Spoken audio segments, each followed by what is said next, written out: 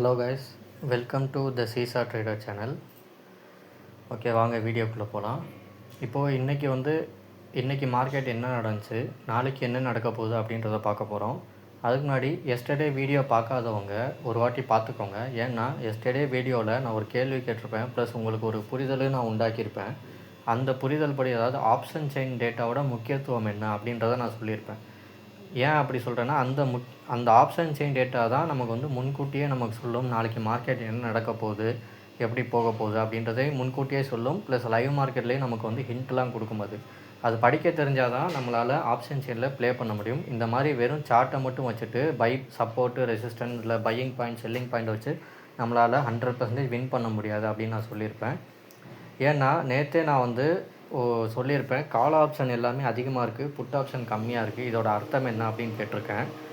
So அப்படின்னு நான் அந்த யூடியூப் வீடியோவில் கேட்கும்போது அதில் ஒருத்தர் கமெண்ட் பண்ணி கேட்டிருக்காரு. ஸோ கால் புட் எல்டிபி சமன் பண்ணுவதற்காக நிஃப்டி அப் டவுன் ஆகுமா, அப்படி ஆகிறதா அப்படின்னு கேட்டிருக்காரு. ஸோ இவர் நம்மளை இன்ட்ராக்ட் பண்ணியிருக்காரு. ஸோ ரொம்ப நல்ல விஷயம். இப்போ இவருக்கான பதில் நான் இன்றைக்கி சொல்கிறேன் அப்படின்னு சொல்லியிருக்கேன். இதற்கு பதில் இன்றைய காணொலியில் சொல்கிறேன் அப்படின்னு. இதற்கான பதில் இன்றைக்கி மார்க்கெட்டில் நடந்ததை பார்த்தாலே அவருக்கு இந்நேரம் தெரிஞ்சிருக்கும். ஸோ அந்த பதில் சொல்லாததுக்கு காரணம் இதுதான்.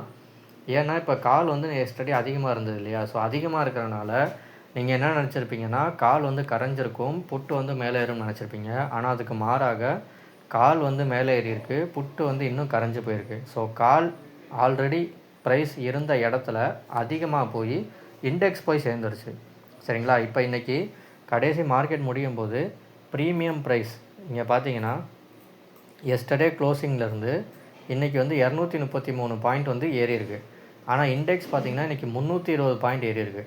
ஸோ இண்டெக்ஸ் அதிகமாக ஏறி இருக்குது, ப்ரீமியம் கம்மியாக ஏறி இருக்குது. இப்போ இந்த ப்ரைஸ் இருக்குல்ல 25,850 கால் ஆப்ஷன், இது ரொம்ப டீப் இந்த மணி ஆகிருக்கு. இன்றைக்கி மார்க்கெட் முடிஞ்சது என்னென்னா 26,200. அப்போ இது ரொம்ப டீப் இந்த மணி இல்லையா. ஸோ டீப் இந்த மணினா அப்படியே 100% அப்படியே ஏறும். சரிங்களா. பட் ஏன் ஏறலைன்னா, இப்போ இந்த 25,850 ப்ளஸ் இந்த 415 கூட்டினா எவ்வளோ வருது, 26,230 வந்துருச்சா. ஸோ இந்த 25,850 ப்ளஸ் மார்க்கெட் முடிஞ்ச இடம் 415, இந்த ரெண்டையும் கூட்டினீங்கன்னா இன்றைக்கி முடிஞ்ச இண்டெக்ஸோட ப்ரைஸ் வந்துடும். ஓகேங்களா. ஸோ இதை காட்டுறதுக்கு தான் ஃபஸ்ட்டே நமக்கு ப்ரீமியம் ப்ரைஸ் சொல்லிடுச்சு மார்க்கெட் அங்கே தான் போக போகுது அப்படின்னு. ஸோ இதை நீங்களே கண்ணால் பார்க்குற வரைக்கும் நான் சொல்கிறத நம்ப முடியாது. ஸோ அதுக்காக தான் நான் பதில் இன்றைய காணொலியில் சொல்கிறேன்னு சொன்னேன். ஸோ அதை மார்க்கெட் நடத்தி காட்டிடுச்சு.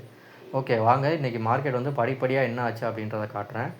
ஃபஸ்ட்டு மார்க்கெட் நம்ம வழக்கம் போல் ஓப்பன் ஆகிறதுக்கு முன்னாடி நம்ம எந்த ஸ்ட்ரைக் ப்ரைஸ் சூஸ் பண்ண போகிறோம் அப்படின்றத போட்டுருவோம். சென்செக்ஸில் இது கால் ஆப்ஷன் 84,200, புட் ஆப்ஷன் 85,200, அதோட buying selling points first point, second point, third point அப்படின்னு போட்டுட்டோம். அதே மாதிரி நிஃப்டியும் இங்கே கொடுத்துட்டோம். 25,850 கால் ஆப்ஷன், 26,050 புட் ஆப்ஷன், அதோட first point, second point, third point எல்லாமே கொடுத்துட்டோம். ஓகேங்களா. இப்போது மார்க்கெட் ஓப்பன் ஆனதுக்கப்புறம் ஒரு சின்ன கேப் அப், அதாவது ஒரு சின்ன கேப் அப்பில் ஓப்பன் ஆகி அதுக்கப்புறம் மார்க்கெட் கால் சைடு போச்சு. So first 5 minutes candle close ஆனதுமே நான் இங்கே போஸ்ட் பண்ணிட்டேன். ஸோ நிஃப்டி கால் சைடில் இருக்குது. இங்கே பார்த்தீங்கன்னா தெரியும், நிஃப்டி கால் சைடு செகண்ட் பாயிண்ட்டுக்கு அப்போ இருக்குது, புட் சைடில் செகண்ட் பாயிண்ட்டுக்கு பிலோ இருக்குது. அப்போ கால் சைடு தான். அதே மாதிரி சென்செக்ஸும் இதே மாதிரி தான் ஆச்சு. ஸோ சின்ன கேப் அப்பில் செகண்ட் பாயிண்ட்டுக்கு மேலே, இங்கே செகண்ட் பாயிண்ட்டுக்கு கீழே. ஓகே. ஸோ ஆப்ஷன் சார்ட் கால் சைடில் இருக்குது. ஆப்ஷன் செயின் டேட்டாவும் கால் சைடு தான் இண்டிகேஷன் பண்ணிகிட்டு இருந்தது. ஓகேங்களா. நேற்று புட் சைடில் காட்டிகிட்டு இருந்தது, இன்றைக்கி மார்னிங் ஓப்பன் ஆனதும் கால் சைடில் காட்டிடுச்சு. ஸோ ரெண்டுமே கால் சைடு, ஆப்ஷன் சார்ட்டும் கால் சைடு, ஆப்ஷன் செயினும் கால் சைடுனா இன்றைக்கி வெறும் கால் சைடு மட்டும்தான் நம்ம ஃபோக்கஸ் பண்ணோம். கால் சைடு தான் மார்க்கெட்டும் போகும். இதுதான் கன்ஃபர்மேஷன். ஓகே.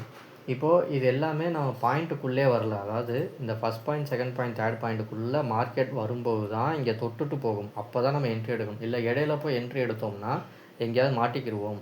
ஓகேங்களா. இல்லை ஆப்ஷன் செயினில் ஸ்ட்ராங்காக இருந்தீங்கன்னா இந்த மாதிரி இடையில எங்கே இருந்தாலும் நீங்கள் இங்கே 700 இருந்தாலும் பை பண்ணலாம், 900 இருந்தாலும் பை பண்ணலாம். ஆனால் டார்கெட் இதுதான் வைக்கணும். ஓகேங்களா. இதுக்கு மேலே தாண்டி போச்சுன்னா விட்டுறணும். மார்க்கெட் போனால் போதும், நமக்கு தேவை இதுதான் டார்கெட். ஸோ இதுக்கு மேலே போனால் எனக்கு தேவையில்லை அப்படின்னு நான் விட்டுருவேன். ஓகேங்களா. இதுதான் கான்செப்ட். ஓகே. அடுத்த மார்க்கெட் இந்த மாதிரி அவே ஜோன் போனதுக்கப்புறமே நான் செகண்ட் பாயிண்ட் இல்லை பிஇபி பாயிண்ட் வந்தால் மட்டும் ட்ரேட் எடுங்கன்னு சொல்லியிருந்தேன். அதாவது இந்த பாயிண்ட் வந்தால் மட்டும் ட்ரேட் எடுங்கன்னு சொல்லியிருந்தேன். சென்செக்ஸ் ஆர் நிஃப்டி ரெண்டுலேயுமே. இப்போ நிஃப்டியும் பாருங்கள், இங்கே மார்க்கெட் வந்து 211 பக்கத்தில் வர வரைக்கும் வெயிட் பண்ணணும். ஏன்னா மார்க்கெட் 248 இருக்குது அப்படின்னு சொல்லியிருந்தேன். பட் ஆனால் 211க்கே வரல. இன்றைக்கி நமக்கு எந்த என்ட்ரி பாயிண்ட்டும் கொடுக்கல. ஓகேங்களா? தென் இந்த ஆப்ஷன் செயின் டேட்டா ஏன் இப்போ போஸ்ட் பண்ணியிருக்கேன், அதாவது 9:40க்கு ஏன் போஸ்ட் பண்ணேன்னா இதில் ஒரு காரணம் இருக்குது. நம்மளோட ஸ்ட்ரைக் ப்ரைஸ் என்ன, 25,850 கால் ஆப்ஷன், தென் 26,50 புட் ஆப்ஷன். நோட் பண்ணிக்கோங்க. இதில் ஒரு பாயிண்ட் இருக்குது. என்னென்னா, இப்போ மார்க்கெட் வந்து ரன்னிங்கில் இருக்கும்போது அதோட அட் த மணி ப்ரைஸ் பார்க்கும்போது இது வந்து மார்க்கெட் வந்து அப்போ 26,000 இருந்தது. இதோட லெஃப்ட் சைடு காலில் எஸ்டர்டே க்ளோஸ்லேருந்து 54 பாயிண்ட் தான் கூடியிருக்கு. ஆனால் at the money opposite put சைடில் எஸ்டர்டே க்ளோஸ்லேருந்து 75 புள்ளிகள் இறங்கிருச்சு. அதாவது இறக்கம் அதிகமாக இருக்குது, ஏற்றம் கம்மியாக இருக்குது. ஓகேங்களா? ஆனால் நம்மளோட ஸ்ட்ரைக் ப்ரைஸ் பாருங்கள், 25,850 கால் ஆப்ஷன் 79 புள்ளிகள், அதாவது 80 புள்ளிகள் ஏறி இருக்கா. அதே இன்னொரு புட் சைட் ஸ்ட்ரைக் ப்ரைஸ்னால் 26,050. இதோட ஸ்ட்ரைக் ப்ரைஸ் பாருங்கள் 83 புள்ளிகள் இறங்கியிருக்கா. அப்போது இது கரெக்டாக இங்கே 80 புள்ளிகள், இங்கே 83. ஓகே, 2-3 புள்ளிகள் வித்தியாசம் வரும், 5 புள்ளிகள் வரைக்கும் வித்தியாசம் வரும். ஸோ நம்ம ஸ்ட்ரைக் ப்ரைஸ் இங்கே கரெக்டாக மூவ் ஆயிருக்கா. சீசா மாதிரி எத்தனை புள்ளிகள் ஏறிச்சோ அத்தனை புள்ளிகள் தான் இறங்கியிருக்கு. ஓகேங்களா? இது வந்து லைவ் மார்க்கெட்டில் 940க்கு நான் எடுத்து போட்டது. அதே சென்செக்ஸில் 84,200 call option and 85,200 put option, அதாவது 85,200 புட் ஆப்ஷன் 281 புள்ளிகள் இறங்கியிருக்கு. 84,200 கால் ஆப்ஷன் நம்ம வச்சுருந்தோம். அது பார்த்திங்கன்னா 255 புள்ளிகள் ஏறி இருக்குது. இங்கே 255, இங்கே 280, அதாவது ஒரு 25 புள்ளிகள் தான் டிஃப்ரெண்ட். ஆனால் இங்கே அட் த மணி ஜோனில் பாருங்கள், வெறும் 83 புள்ளிகள் தான் எஸ்டர்டே க்ளோஸ்லேருந்து ஏறி இருக்குது. ஆனால் இறங்குனது மட்டும் 240 புள்ளிகள். ஸோ நீங்கள் ஸ்ட்ரைக் ப்ரைஸ் சூஸ் பண்ணுறதுலையும் மிகுந்த கவனம் தேவை. அதுவும் இந்த ஆப்ஷன் செயின் டேட்டாக்குள்ளே தான் அந்த ரகசியம் அடங்கியிருக்கு. ஓகேங்களா? இதை படிக்க தெரிஞ்சிருந்தால் நீங்கள் வின் பண்ணலாம். இல்லைன்னா நம்ம ஆப்ஷனில் நீங்கள் வந்து ஸ்கேல்பிங் தான் பண்ண முடியும். இந்த ஆப்ஷன் செயின் டேட்டா கற்றுக்காத வரைக்கும் உங்களால் ஒரு பெரிய பாயிண்ட்டை வந்து உங்களால் கேட்ச் பண்ண முடியாது. ஒரு ஸ்கேல்பிங் தான் உங்களால் பண்ண முடியும். ஸோ இத்தனை ரகசியங்களும் இதுக்குள்ளே தான் அடங்கியிருக்கு.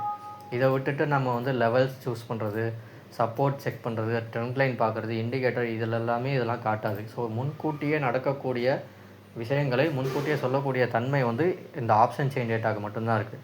இப்போ மார்க்கெட் பாருங்கள், 9:50க்கே நம்மளோட ஃபுல் டார்கெட்டும் அச்சீவ் ஆகிடுச்சு. ஸோ இதுக்கப்புறம் நான் வந்து மார்க்கெட்லேயே இல்லை, இதுக்கப்புறம் பார்க்கவும் தேவையில்லைன்னு சொல்லி போயிட்டேன். நான் இன்றைக்கி மார்க்கெட் என்னால் என்ட்ரி எடுக்க முடியலை. ஸோ அந்த இடத்த வந்து நான் தாண்டிட்டேன். ஸோ அதனால் இன்றைக்கி என்ட்ரி எடுக்கணும்னு நினச்சிருந்தா எஸ்டர்டே ஈவினிங் மார்க்கெட் க்ளோஸ் ஆகிறதுக்கு முன்னாடி 3:15 நிமிஷத்துக்கு நான் ஆப்ஷன் செயின் டேட்டாவை படிச்சிருந்தேன்னா அப்போவே மேபி கால் சைடு எனக்கு இண்டிகேஷன் காட்டும்போதே நான் வந்து முன்னாடியே வந்து அது என்ன சொல்கிறது, முன்கூட்டியே கால் ஆப்ஷனை பை பண்ணி ஹோல்டு பண்ணியிருக்கலாம். ஓகேங்களா? ஸோ அதுக்கெல்லாம் எக்ஸ்பீரியன்ஸ் வேணும். நீங்கள் வந்து ரெகுலராக பார்த்து நீங்கள் ரெக்கார்ட் பண்ணணும். சரி, ஓகே, இப்போ முடிஞ்சது.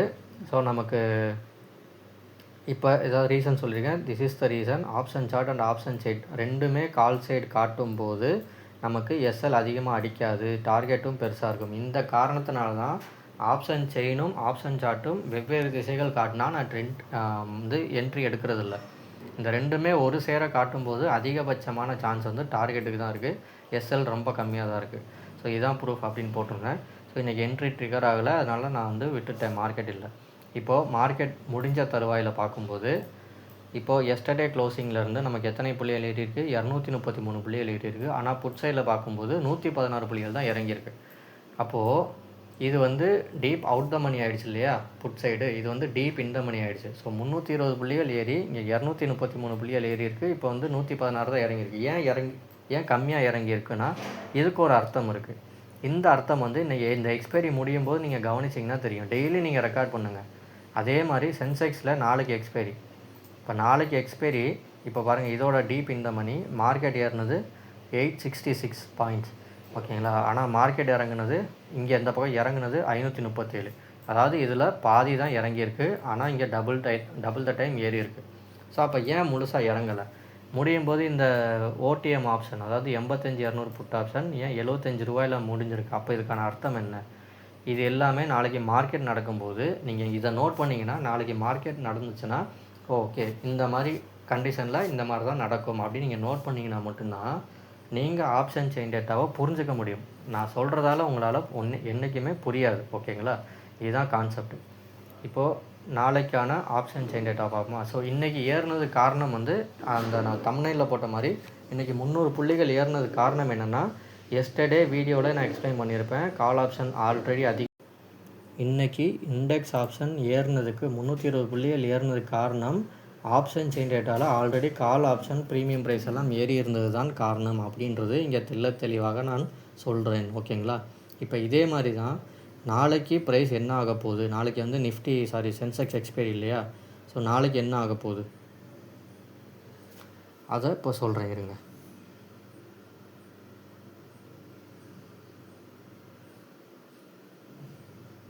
ஓகே, இப்போது நாளைக்கு என்ன நடக்க போகுது, இது என்எஸ்சியோட நிஃப்டி ஆப்ஷன் செயின் டேட்டா. ஒரு நிமிஷம் கைஸ்.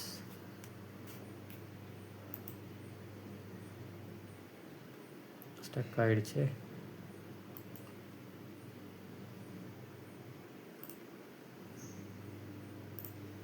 ஓகே,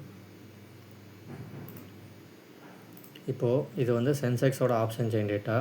இப்போ மார்க்கெட் முடிஞ்சது வந்து 85,600 தான் கரெக்டாக முடிஞ்சிருக்கு. ஸோ இப்போது இதோட அட் த மணி ப்ரைஸ் வந்து 211, ஆப்போசிட்டில் 207. அப்போது இந்த வெயிட்டு பாருங்கள் உங்களுக்கு சமனாக இருக்கா? லெஃப்ட் சைடில் என்ன வெயிட் இருக்கோ அதே வெயிட் தான் ரைட்டில் இருக்குது. சென்செக்ஸில் 25 புள்ளிகள் வந்து முன்ன பின்ன இருக்கும், இது சாதாரண விஷயம். ஓகேங்களா? நிஃப்டியில் 5 புள்ளிகள் இல்லை 10 புள்ளிகள் முன்ன பின்ன இருக்கும், இது சாதாரணம். இப்போது நிஃப்டியில் 211, 207. அப்போ வெயிட்டு சமமாக இருக்குது. இப்போ வெயிட்டு சமமாக இருந்தால் இந்த வெயிட்டை சமன் செய்கிறதுக்கு தான் இந்த அட் த மணியில் வந்து வெறும் 170 புள்ளிகள் ஏறி இருக்குது, ஆனால் இறங்குனது அதிகமாக இறங்கியிருக்கு. இப்போ உங்களுக்கு சமன் பண்ணியிருக்கா? அதாவது என்னென்னா, இண்டெக்ஸ் ஆப்ஷன் இந்த சென்செக்ஸ் வந்து உங்களுக்கு 1000 புள்ளிகள் இன்றைக்கி ஏற்றம் கொடுத்துருக்கு. இண்டெக்ஸ் ஏறி இருக்குது, ஆனால் ப்ரீமியம் ப்ரைஸு ஏறவே இல்லைல்ல. ஸோ இதைத்தான் தலைப்பாடாக அடிச்சுக்கிட்டு என்னடா சென்செக்ஸ் இங்கே ஏறி இருக்குது, நம்ம வந்து ஓடிஎம்மில் பை பண்ணது மட்டும் ஏற மாட்டேங்குது, அதுக்கு வந்து டெல்டா, தீட்டா, வேகா, காமான்னு என்னென்னவோ ஃபார்முலா போடுவோம். அந்த ஃபார்முலா எல்லாமே இந்த கூட்டல்லேருந்து தான் டெரைவ் பண்ணப்பட்டது. ஸோ நான் நேரடியாகவே இங்கே உங்களுக்கு விஷயத்த சொல்லியிருக்கேன் இங்கே. ஓகேங்களா? ஸோ இண்டெக்ஸ் ஏறி இதை சமன் செய்கிற வரைக்கும் தான் இந்த இண்டெக்ஸ் ஏறும். ஸோ ப்ரீமியம் ப்ரைஸ் தான் முதல்ல ஏற்றத்தை கொடுக்கும். ப்ரீமியம் ப்ரைஸோட அடிப்படையில் தான் இண்டெக்ஸ் ஏறும். ஓகேங்களா? ஸோ இண்டெக்ஸ் ஏறி இருக்குது, ஆனால் ப்ரீமியம் ப்ரைஸ் ஏறலை. இண்டெக்ஸ் ஏறினால ப்ரீமியம் ப்ரைஸ் இங்கே கரைஞ்சிருக்கு. ஸோ சமன் செய்வதற்காகத்தான் இண்டெக்ஸ் வந்து மூவ் ஆகுதே தவிர, இண்டெக்ஸ் மூவ் ஆகும்போது ப்ரீமியம் ப்ரைஸ் எல்லாம் மாறாது. இந்த ப்ரீமியம் ப்ரைஸுக்காக தான் இண்டெக்ஸ் மாறும். இதுதான் உண்மை.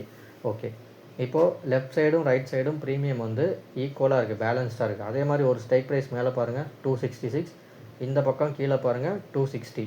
அப்போது பேலன்ஸ்டாக இருக்குது. இங்கே 166, இங்கே 162.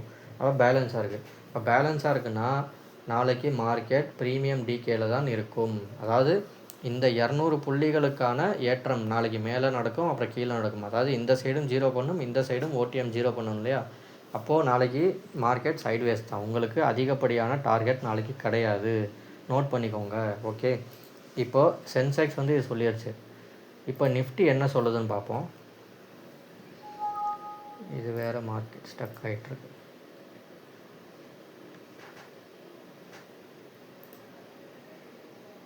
இந்த நெட்வொர்க் இல்லாதனால ஒய்ஃபை கொஞ்சம் ப்ராப்ளம் கைஸ். ஸோ ஒய்ஃபை ப்ராப்ளமாக இருக்கனால இங்கே நெட்வொர்க் கிடைக்கல. ஓகே, இப்போது நிஃப்டியில் 26,200 வந்து அட் த மணி. இதோட லெஃப்ட் சைட் பார்த்தீங்கன்னா 150, ஆனால் ரைட் சைடு வந்து 115.